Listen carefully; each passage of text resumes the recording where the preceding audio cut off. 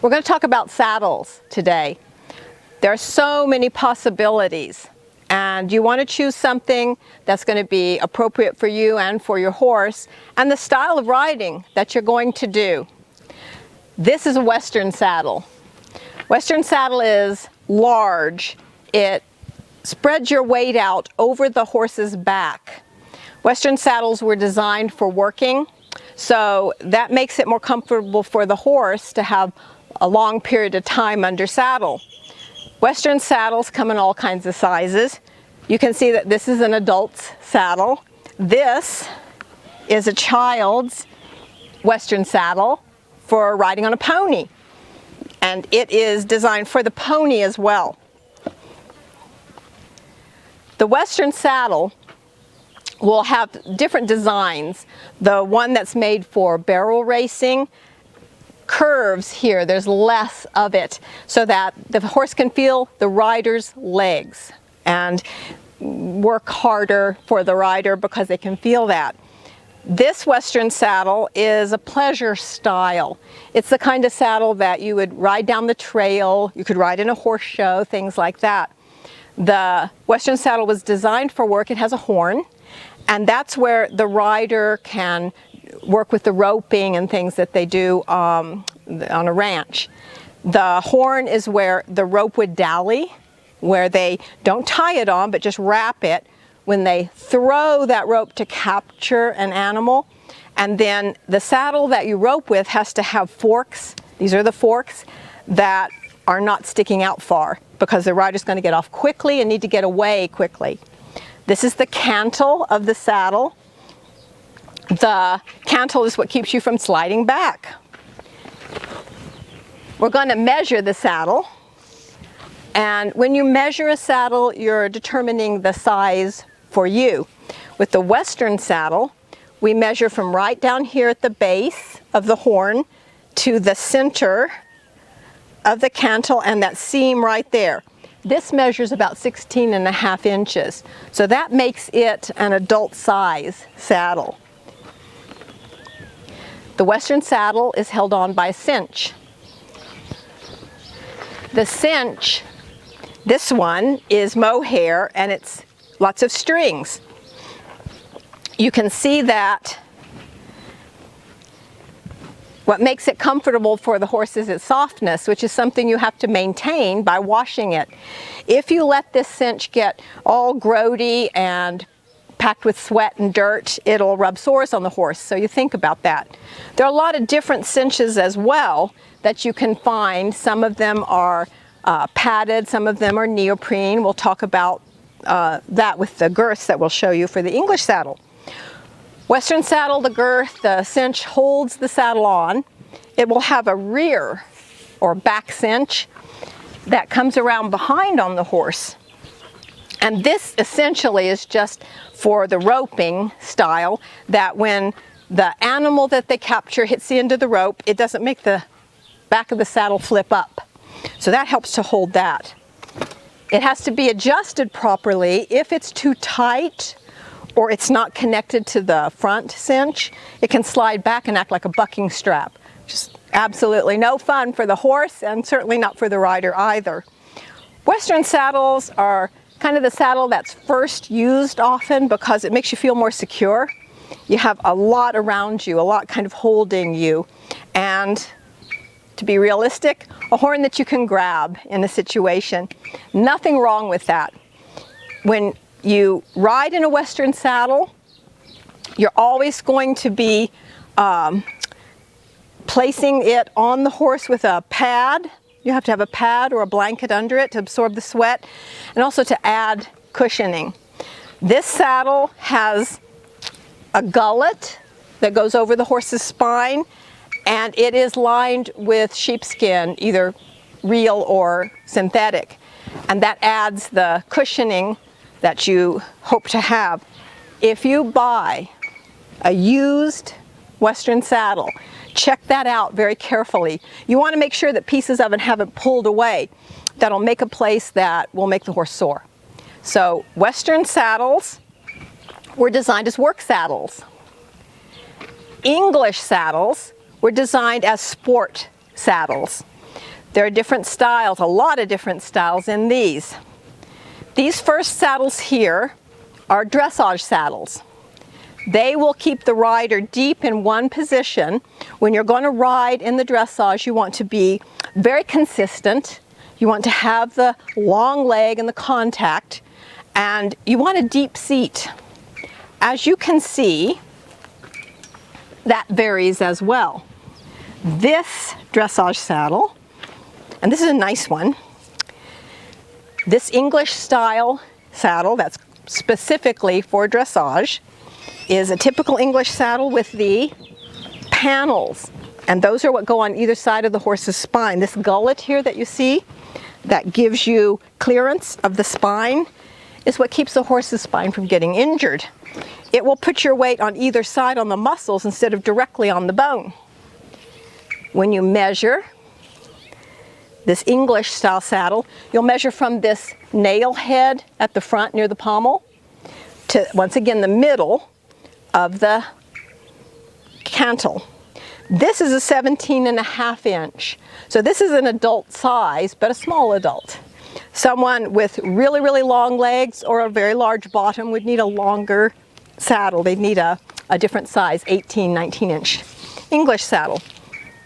With these saddles, if you ride in a, say you ride in a 17 inch English saddle, you'll ride in a 15 inch Western saddle. There's about a 2 inch difference in how that saddle, the measurement of that saddle is for the human body. So you're thinking about what fits you, but you're also going to think about what fits your horse. See this little bit deepness in the saddle on this dressage saddle. This other style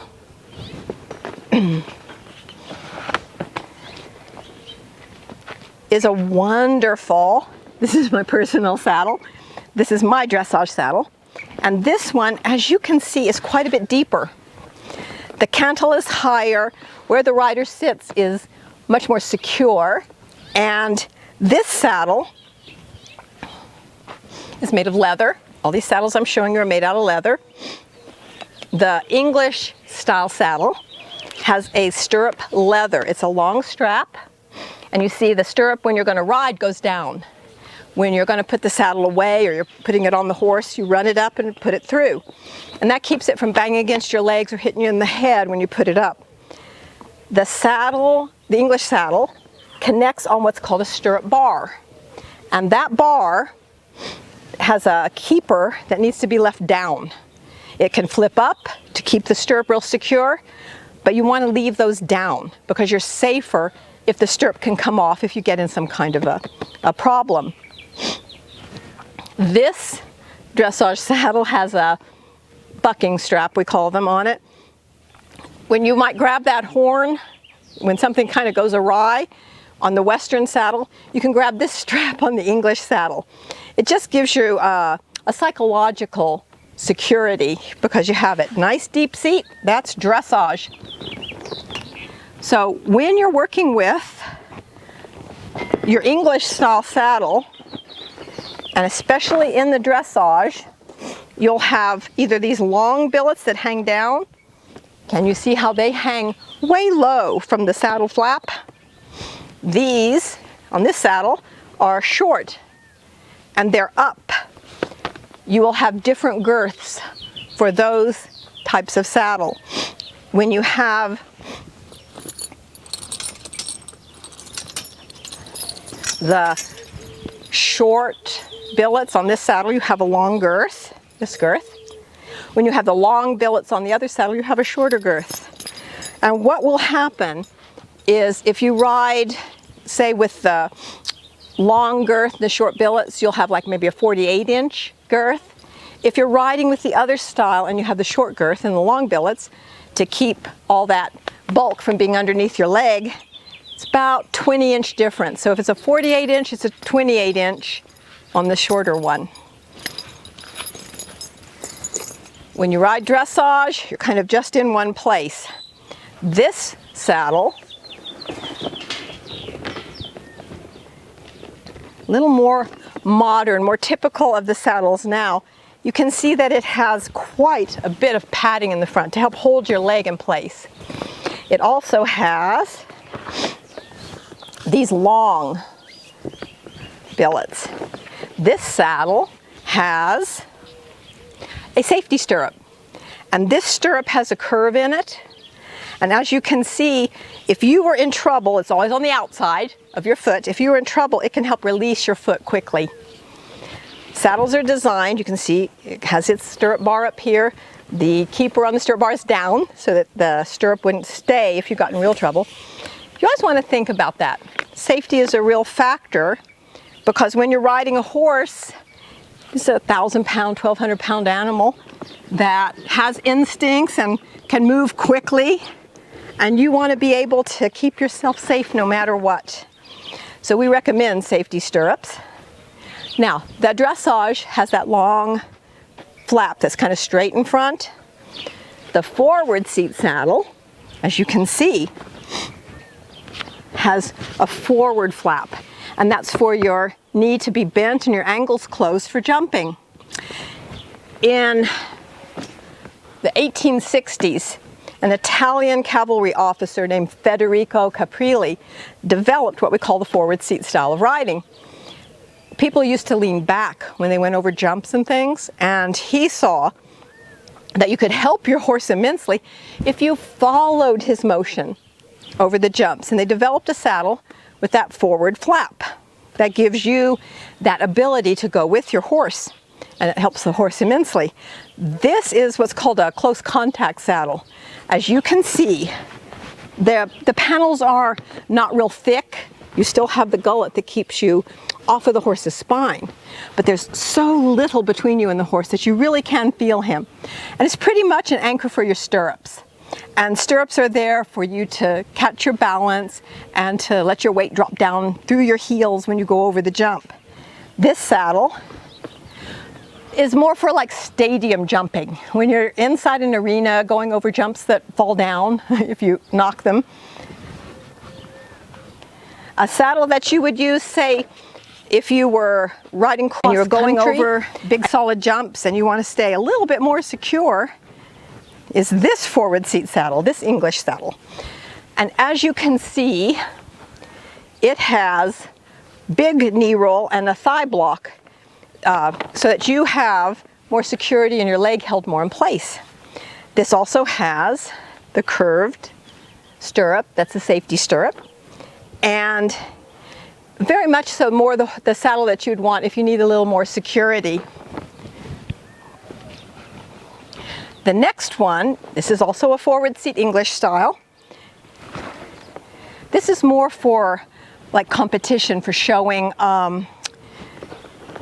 It's minimal, doesn't have all the bulk like a Western saddle, doesn't have quite the hold on you like the dressage saddle will have, but it does have a knee roll that helps kind of support you for jumping, and that's specifically what it's built for. Very nice saddle for showing. This saddle doesn't have its stirrups, and maybe you can see the bar better with this one. That stirrup bar is where you slide them on, and you leave this little thing down. It can go up to keep the stirrup from coming off, but if you have it down, you're safer. If your leg swings so far back that that came off while you're riding, you've got a problem with your riding.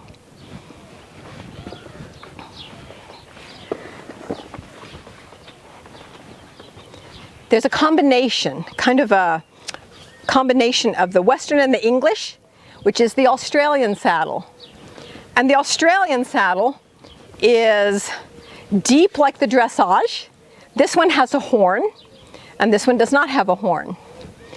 They have what are called pulleys, and these are marvelous things in front of your thigh, so that if you're working, if you're out on a ranch, out on the station working with cattle or something, then that helps to give you a little security. If you're starting colts, this is the kind of saddle that I always used when I was starting young horses, because if something happened, if they spooked or they gave a little buck, this would help catch you in that moment so you could kind of pull yourself back together and ride what you needed to ride out. It has the English style stirrup leather and stirrup. It has stirrup bars as well. The stirrup runs up to get out of the way, runs up and tucks through. And this has a peacock stirrup. This is another kind of safety stirrup that has a rubber band, and if you get into trouble, that rubber band will just break. Nice little Australian saddles. There is another saddle called a treeless saddle. Now, the tree on any saddle is something that's rigid, made out of wood or fiberglass, with the Western it often is, and that's the framework that the saddle is created on. And that's what keeps you so that you're not sitting on the horse's spine, that you're sitting on the panels on either side, which is on the muscles. But a treeless saddle doesn't have anything rigid in it. It kind of molds around the horse, and it gives you a lot more connection to the horse. You feel him more, and he feels you more. And they're a relatively modern design. Saddles for decades always had trees. Now you can get a treeless saddle, and a lot of horses are very comfortable in it. It does tend to mold to the horse. And the other advantage, like especially with this one, is just how light they are. Because when saddles can get kind of heavy, if your horse is really big, it becomes difficult to put it up there. When you are wanting to just connect with your horse completely, no saddle, nothing in between the two of you, you can ride bareback. A lot of times a horse has a bit of trouble with bareback because you're really concentrated. Everything about you is in one spot. And if a horse doesn't like that, then it's better to go to something like a saddle that will help to disperse that weight and make the horse more comfortable. If you like bareback, there is a bareback pad. It goes on with a girth. And the bareback pad is just to keep the sweat off of you, absorb the sweat from the horse, gives you a little purchase, and you want to always ride them without stirrups. If you were to put stirrups on a bareback pad, and I never get the kind that you can do that, and you put weight in one stirrup, the bareback pad just slides. It'll just slide all the way around. You want to keep yourself safe and centered. If you ride bareback and use a pad, never use stirrups. The thing with everything you do with the horse and the riding, your horse is feeling you no matter what, to the varying degrees depending on what's in between you. You want your horse to understand what you're asking of him, and so you want to be very consistent, and you want that opportunity to be able to touch him where your signals, or what's called your aids, are going to occur. There's another style of English saddle. It's called a cutback show saddle. This is very different, and as you can see, it has this long straight flap. The part that they say cutback means the way this pommel is, it's cut out to give wither relief so that that bone in front of the saddle and the horse's spine has no pressure on it. Very, very flat. It's used for what's called saddle seat riding, and you can ride American saddlebreds, Arabs, Morgans can be ridden saddle seat, and Tennessee Walkers. So this is for a whole different style of riding, but it's a very cool saddle for certain purposes. And very flat panels, so that you're actually closer to the horse with this saddle. All these saddles are made out of leather. Well, that's an exception, that one Aussie saddle, and it's a synthetic, but you can also get synthetic saddles. This is a synthetic forward seat saddle. And you can tell because of that forward flap. This is a jumping saddle, and it's all synthetic. The stirrup leathers are, everything is. If you're vegan, this is a wonderful style of saddle to get because it's not made of animal parts. Works the same. Even the billets, these parts, everything is made out of some kind of synthetic. You can wash this off with water and soap. You don't have to oil it and do things to it like you do with the leather. If you have a leather saddle, you've got to keep it supple. It will crack and break if it doesn't have the oils and conditioners applied and isn't kept clean enough that the dirt doesn't go down into things and create mold or abrasion on the stitching. Forward seat synthetic saddle. You can see there's a lightness to it. Some of the leather saddles are heavier, and that can be a factor for us and for the horse. Here is the synthetic dressage saddle. This one's a little different, and it has, synthetic stirrup leathers, we would call them, and they can't run up because of the way they're designed and the way they hook on. So you have to put them over like this to keep them from hitting you in the legs or hitting you in the head when you put it on. The dressage saddle always has kind of that extra security, the sort of deeper seat, but always have those straight flaps compared to the jumping saddle. You can see how flat this is. The rider that rides hunt seat and jumps always has the bend in the knee, what we call closing the angles, so they can follow the horse over the jumps. And in the dressage, the leg is much longer. Your stirrups go down. If you're riding, normally you're riding hunt seat, and you go to your dressage saddle, you're going to ride dressage, you're going to let your stirrups down 2 holes, at least, to get the longer leg you need for that, the more contact. Brilliantly, there is a synthetic Western saddle, which is so much lighter than the leather ones. This saddle, you see, is designed just like the other Western saddle. It would be held on with the cinch that would be attached there. It has a place to put the rear cinch, but I'm going to be honest with you, if you're not doing a lot of work with the saddle and you're not going to have any kind of stress on it, side to side or flipping up or going up and down really steep hills and things on a trail ride, you don't really need that rear cinch. And sometimes it can cause you more trouble. If it's too loose, a horse could get a hoof caught in it if he got into some kind of trouble. If it's too tight, it could make him buck. So you want to be real sure, and we'll talk about that later with a horse. So here is the amazingly light Western synthetic saddle. When you're going to put the saddle on the horse, you're going to use padding. If you're doing Western style riding, you use a Western style saddle pad, and this one is very thick and has felt. It has wear leathers, they would be called, for the withers and at the sides. You always want this little thing, this little peak you see, this little leather thing at the front of the saddle, so that you would put that toward the withers, put the saddle on, and then you would make sure you put everything too far forward and then adjust it back to make sure you get it in place and that you smooth the hair in the direction it grows. If you don't need that much padding and you use just the saddle blanket, when you're riding with the Western saddle, you can use these with English saddles too, but you want to have the fold of it at the front, because if you put the open part at the front, this can actually slide when you're riding, and it makes it uncomfortable for the horse.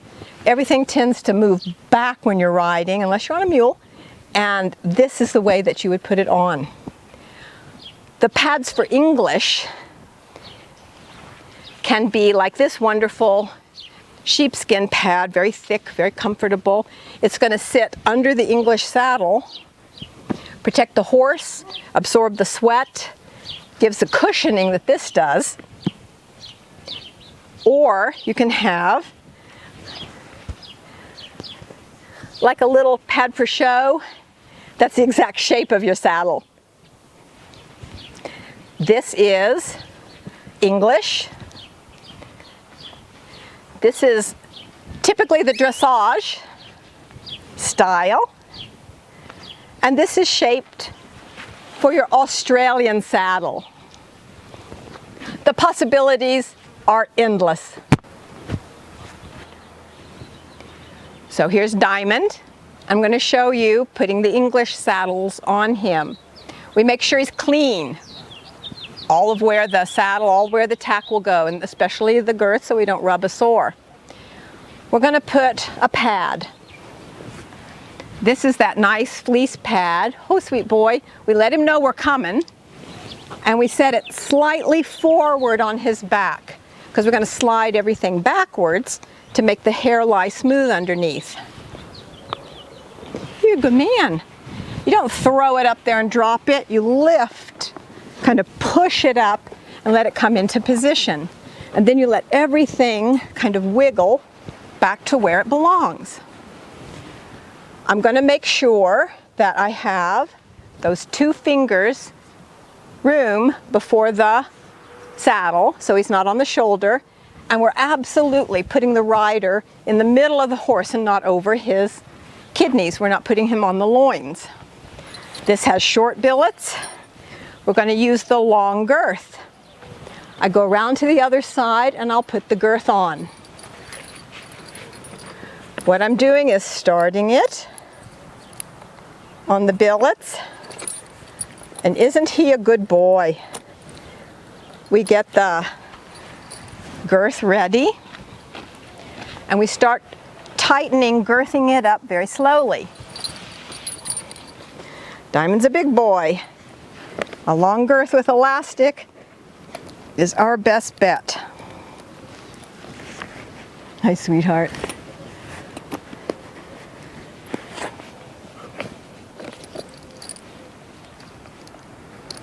As I get both billets fastened, I keep them even. I've got lots of room in here. I'm not making it super tight. I'll stand back and make sure it looks like it's centered. The pad's kind of big. That's okay. That's better than too small. And I make sure as I did it that I've got plenty of room to stick my hand down here. Nothing's pushing down. That's the way the saddle pad is designed, so it keeps the pressure from being on his withers. Withers on the horse, this big bump here, that's a part of their spine at the top of their scapula. The withers are a place where you can actually injure a horse in a severe way and can have a lot of trouble from that. So we keep the pressure off of that. As we go, I'll slowly tighten up. So you see the amount of time before I even went up one hole? Giving him the time. If we make him comfortable, he's going to like the experience. If we make it real bad for him, he's going to hate it. It's adding those positive or negative drops in the well of his experiences, and we want saddling to be a positive experience. So we do it gradually, we do it easily, we make sure things fit him. Hi, Diamond. Thank you, Diamond. When we are done with our ride, we come back, we're going to let the girth out easily. If we have it all good and tight so that it holds it on but doesn't restrict his breathing, then we want to let it out gradually. When I finish the ride down there, I'd let it out a hole and start to have the blood supply come to his back slowly.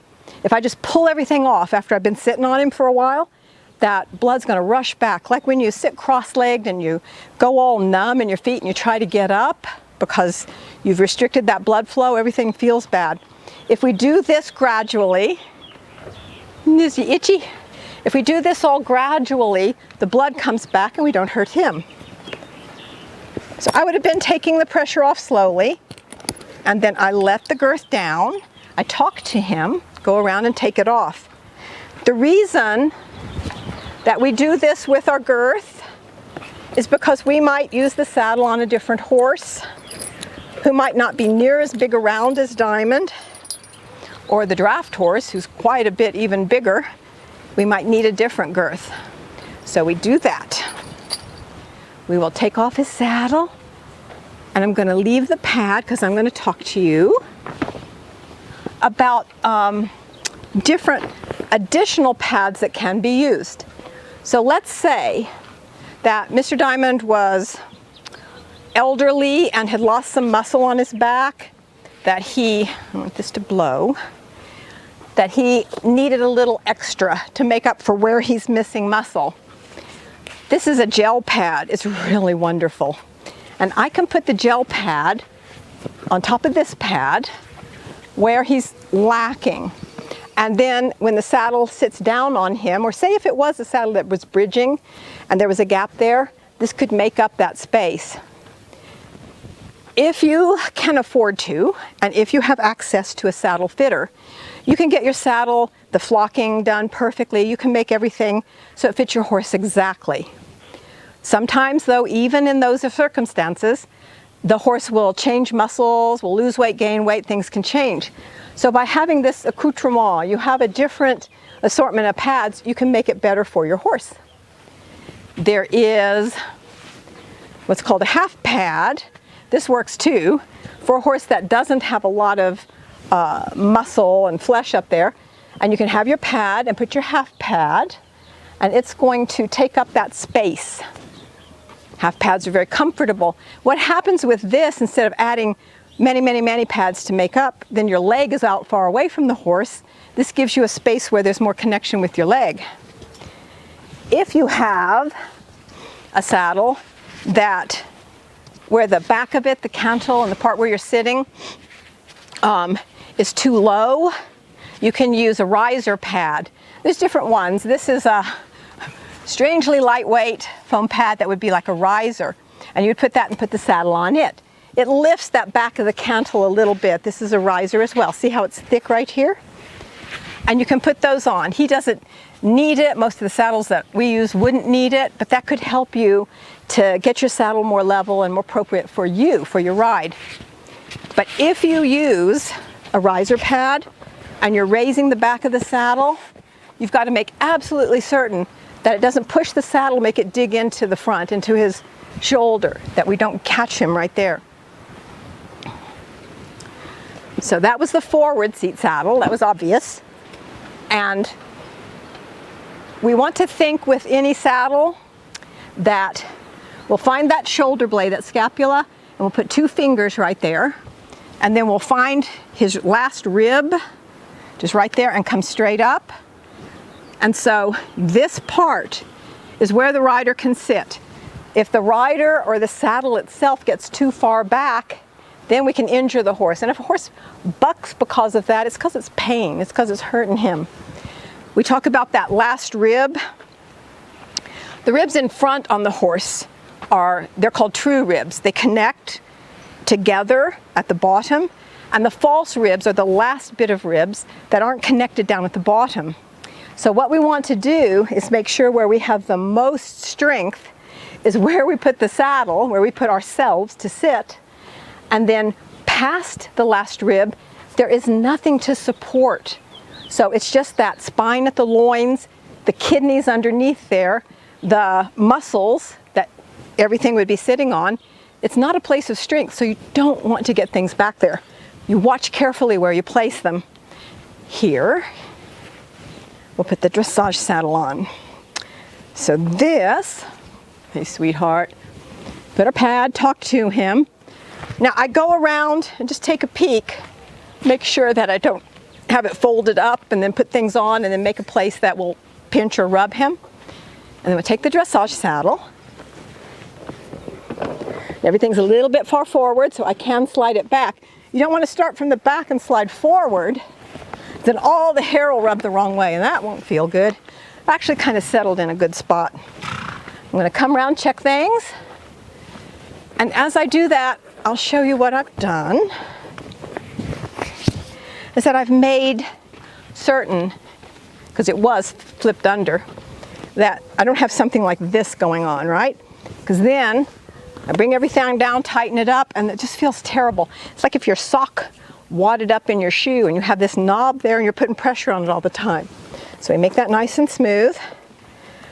We put our nice long billets through the keeper on this pad, and that way it keeps the pad from sliding out. And if you don't have the long billets, you'll put your girth up through there to catch it. So we've got all of that. He's a good boy. A little bit of breeze today. Here's the short girth for these long billets on this dressage saddle. And now once again, I attach it on this side. The thing with all the different horses and using the girth, it's aggravating if there's a girth on it and you think it's going to be the right one and you put it on the horse and then it doesn't fit and then you got to go find one. So I like to keep lots of girths out. And we can make sure that we get the correct fit, and that's what I was saying, like with a saddle that's fitted to your horse, you can have a saddle that's all fitted properly to your horse, and then he can gain or lose weight and everything changes. Put it through its keeper and catch this. And it's not as tight as it seems. Part of this is my hands. I have injured hands, and so the work for them is often harder. It looks harder than it is, than it's supposed to be. But as you can see, I can get a lot of space in there. When I get my girth properly tight, I still need to be able to push my hand in. Not pull it well away from him, but get my hand in. And you want to check a little bit down here and make sure that things aren't pinching or tighter than you would expect, tighter than you believe. So I step back and make sure it looks right. And it does. I am off of his shoulder. If it slid back a tiny bit, it would be okay, but if it came forward, it would be bad because of it would then get into the shoulder. When I sit, I'm going to sit right in the strength of him. I'm not going to be sitting, that's the low part of the saddle. I'm not going to be sitting over his kidneys, over his loins, in a way that will cause him damage. Thank you. You're a good boy. So, saddling, unsaddling the horse, the whole process is about making it comfortable and make him feel safe during that process.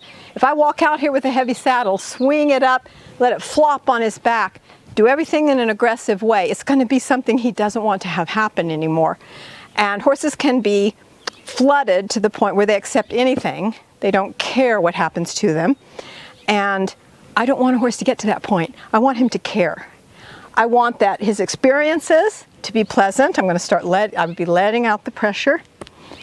And I want him to know that he's safe when I'm doing these things.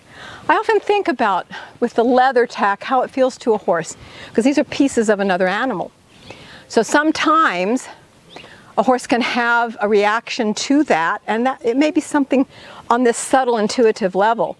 So I once had a friend make a big fluffy pad out of horsehair, and it was like every time we trimmed manes and trimmed tails or did anything like that, and she gathered it all up and she made this big fluffy pad, which was so neat. It really gave the horse cushion, and it had this really cool look to it. Sorry, Diamond, about the flies. They have suddenly arrived. But when you went to put that horsehair pad, and I don't mean horsehair like felt, it was like big old mounds of hair. Went to put it on, it totally freaked them out. It terrified them. So we didn't use it. You know, we kind of put it under the coffee table. It was scary to a horse to see that hairy thing coming at him. He might have a reaction to color. You want to let him see and know what you're doing, so that everything remains peaceful and non-aggressive. When I take this off, because it's lightweight, I'm going to take all of it. I lift at the back and lift it and bring it to me, rather than just dragging it off.